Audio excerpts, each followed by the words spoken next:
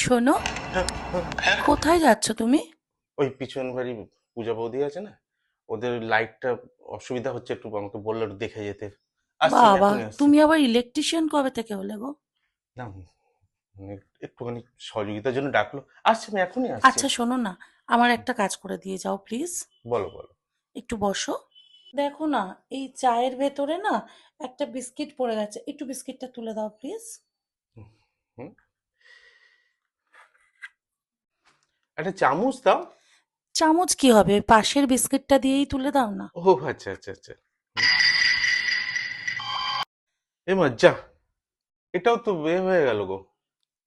তাহলে বুঝেছো তো, কারোর চক্করে পড়তে গিয়ে আমাকেই না হারিয়ে ফেলো, কেননা একসঙ্গে দুটো নারীকে কিন্তু পাওয়া যায় না, তাই না?